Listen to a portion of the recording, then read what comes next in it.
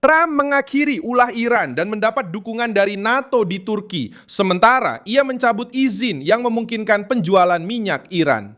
Amerika Serikat bereaksi dengan keras terhadap serangan Iran terhadap kapal-kapal di Selat Hormuz. Keputusan itu keluar pada hari Selasa, 7 Juli 2026, di hari yang sama ketika Donald Trump tiba di Ankara untuk KTT NATO. Disambut oleh Recep Tayyip Erdogan dengan karpet, penjaga kehormatan, dan suasana yang sangat berbeda dari suasana kaku dan dingin yang biasanya muncul ketika pertemuan dilakukan dengan sebagian elit Eropa.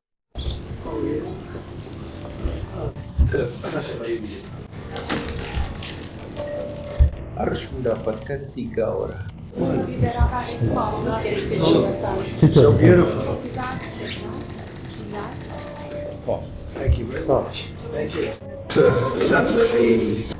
Nice to see you. Nice to see you. Welcome, Mr. President, the ambassador. Iran mencoba menguji kesabaran Amerika di jalur energi paling sensitif di dunia dengan menyerang kapal-kapal dagang yang melewati jalur alternatif di selat. Responsnya menghantam keuangan rezim itu. Departemen Keuangan Amerika Serikat mencabut izin umum yang mengizinkan produksi, pengiriman, dan penjualan minyak Iran. Sementara itu, Mark Rutte, kepala NATO, berusaha menunjukkan kinerjanya di hadapan Trump dengan membela peningkatan pengeluaran militer, pembelian peralatan lebih banyak, dan peningkatan kapasitas pertahanan yang nyata. Ankara menjadi panggung di mana tuntutan Trump tidak lagi sekedar pidato, tetapi berubah menjadi tekanan nyata terhadap sekutu dan musuh. Mengapa Iran memprovokasi? Bagaimana Trump merespons? Dan sampai sejauh mana NATO akan mendukung? Saya akan segera menceritakan semuanya kepada Anda. Jika Anda suka konten yang langsung ke inti dan tanpa basa-basi seperti ini, pertimbangkan untuk berlangganan karena di sini ada video seperti ini setiap hari. Pemerintah Amerika Serikat mencabut izin yang memberikan Iran peluang ekonomi tepat setelah serangan baru terhadap kapal tanker minyak di Selat Hormuz. Izin tersebut dibuat sebagai bagian dari upaya untuk meredakan ketegangan dan menjaga negosiasi tetap berjalan. Tetapi Teheran memilih untuk unjuk kekuatan di laut. 3 kapal terkena proyektil menurut Badan Maritim Inggris yang dikutip oleh Associated Press. Salah satunya yang membawa gas alam cair terbakar di dekat ruang mesin. 2 kapal lainnya mengalami kerusakan ringan dan melanjutkan perjalanan. Tidak ada laporan korban luka. Namun, pesan dari Iran sangat jelas, mencoba mengendalikan melalui intimidasi sebuah jalur di mana sebagian besar energi dunia diperdagangkan. Washington tidak menganggap insiden itu sebagai kecelakaan. Reaksi datang dari Departemen Keuangan Amerika dengan mencabut izin yang memungkinkan penjualan minyak Iran. Secara praktik, Trump mencabut salah satu konsesi terpenting yang sedang dipertimbangkan.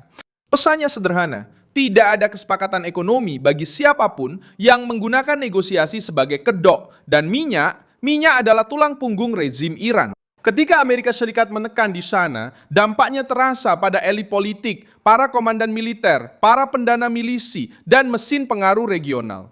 Detail yang krusial adalah momennya. Trump sedang berada di Ankara, Turki untuk KTT NATO, sementara Iran berusaha menunjukkan kekuatan di Najaf, Irak selama upacara yang terkait dengan pemakaman Ali Khamenei. Kehadiran Masoud Pezeshkian, tokoh militer dan pejabat Iran bersama para pemimpin Irak menunjukkan bahwa Teheran masih berusaha menjual citra sebagai komando regional. Namun, citra tersebut bertabrakan dengan kenyataan. Rezim yang memamerkan kekuatan di jalanan, tetapi kehilangan pengaruh ketika Washington menutup keran ekonomi. Turki menjadi bagian sentral dalam papan permainan ini. Trump tiba di Ankara dengan isyarat politik yang tidak luput dari perhatian. Di samping Erdogan, dia berbicara tentang hubungan khusus, memuji kesetiaan Turki, dan membuka peluang untuk mempertimbangkan penjualan F-35 ke Turki. Topik ini telah terhambat selama bertahun-tahun karena pembelian sistem pertahanan Rusia oleh Turki. Adegan ini memiliki arti penting karena menunjukkan Trump memilih di mana akan menginvestasikan modal politiknya di dalam aliansi. Alih-alih tunduk pada poros lama Brussel dan Paris, dia tampak lebih nyaman di Ankara, di mana pembicaraan terasa lebih langsung, lebih strategis, dan kurang dipenuhi sikap ala Eropa. Erdogan juga tampil lebih kuat. Turki menjadi tuan rumah KTT NATO pada tanggal 7 dan 8 Juli, menerima para pemimpin dari 32 negara anggota aliansi dan menempatkan Ankara di pusat perdebatan tentang pertahanan, Ukraina, Timur Tengah, dan industri militer. Wakil Presiden Turki, Sevide Yilmaz, menyebut pertemuan itu sebagai pertemuan bersejarah untuk penangkalan dan stabilitas. Dalam pandangan politik, Turki menunjukkan bahwa mereka bukan sekedar figuran. Turki adalah jembatan, pangkalan, perbatasan, industri, dan pengaruh. Bagi Trump, hal ini penting karena krisis dengan Iran tidak bisa diselesaikan hanya dengan pidato di Washington. NATO mencoba memposisikan ulang diri di hadapan Trump. Mark Rutte menyatakan bahwa pengeluaran untuk pertahanan adalah uang yang digunakan dengan baik dan mendorong aliansi tersebut menjadi etalase bagi proyek-proyek militer baru dan kontrak bernilai miliaran. Mark Rutte di Washington Post kemarin. Dia menulis, kutip, NATO 3.0 sedang muncul dan membeli dari Amerika. Aliansi yang terlalu bergantung pada kekuatan Amerika Serikat sedang membangun kekuatannya sendiri dan juga membeli dari Amerika. Jelas yang dimaksud adalah penjualan peralatan militer. Hal ini dikombinasikan dengan komentar Presiden Trump hari ini, tampaknya menunjukkan nada yang lebih optimis untuk sebuah aliansi. Aliansi NATO saat mereka berkumpul di Turki. Apakah Anda setuju dengan itu? Trump telah lama berpendapat bahwa Eropa harus membagi beban dengan lebih baik bersama sekutu NATO dengan meningkatkan pengeluaran untuk pertahanan. Tuntutan Trump untuk investasi yang lebih besar tidak lagi menjadi keluhan kampanye yang terisolasi. Itu telah menjadi agenda resmi. Aliansi tersebut tahu bahwa mereka bergantung pada kekuatan Amerika, tetapi mereka juga sadar bahwa masa-masa nyaman Eropa dengan pengeluaran minim dan mengharapkan perlindungan tak terbatas dari Washington sudah berlalu. Itulah tepatnya posisi serba salah Eropa. Trump menuntut hal itu selama bertahun-tahun. Dia dikritik karena itu, dan sekarang NATO sendiri berusaha membuktikan bahwa dia benar dengan menuntut lebih banyak tanggung jawab. Gerakan ini juga berdampak di Timur Tengah. Iran mencoba menguji jalur Hormuz sambil berusaha untuk kembali bergabung dalam pengaturan keamanan dan ekonomi regional. Masalahnya, integrasi tidak boleh menjadi hadiah untuk pemerasan. Jika Teheran ingin diperlakukan sebagai bagian dari tatanan regional yang baru, mereka harus berhenti bertindak seperti pemilik bersenjata di selat itu. Menyerang kapal-kapal untuk memaksa dunia menggunakan jalur yang disetujui rezim bukanlah diplomasi, itu adalah pemaksaan. Dan disitulah keputusan Amerika menjadi penting. Trump tidak menanggapi dengan pidato panjang. Dia menanggapi dengan mencabut keuntungan konkret. Israel juga muncul sebagai bagian dari perhitungan regional. Ada diskusi tentang arsitektur baru di Timur Tengah, dengan beberapa orang yang mendukung agar Iran dilibatkan untuk mengurangi ketidakstabilan. Namun, ada risiko yang jelas dalam pandangan ini, mengganti isolasi terhadap Iran dengan isolasi terhadap Israel. Hal itu tidak menciptakan perdamaian, hanya mengubah sasaran tekanan.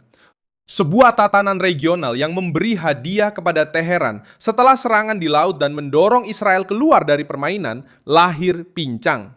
Jalan menuju stabilitas yang sebenarnya adalah dengan menahan pihak yang menggunakan milisi, minyak, dan jalur laut sebagai senjata politik. Pergerakan Iran di Najaf memperkuat poin tersebut. Rezim tersebut membawa para pemimpin politik dan militernya berjalan bersama di Irak sebagai upaya untuk menunjukkan persatuan setelah mengalami kerugian internal dan tekanan eksternal. Pezeshkian muncul sebagai presiden, tokoh militer turut hadir, dan Menteri Luar Negeri Abbas Araghchi juga berusaha mengambil peran di panggung. Gambar ini ditujukan untuk konsumsi internal dan juga untuk sekutu-sekutu regional. Namun di luar lingkaran Iran, yang terlihat adalah hal lain. Rezim berusaha tampak solid, sementara sumber utama pendapatannya kembali mendapat tekanan dari Amerika. Reaksi pasar menunjukkan bahwa keputusan ini bukanlah hal kecil. Reaksi terhadap keputusan tersebut memang tidak kecil. Kedatangan Giorgia Meloni ke jamuan makan malam KTT di Ankara. Perdana Menteri Italia adalah pemimpin terakhir yang tiba di jamuan makan malam. Yumas.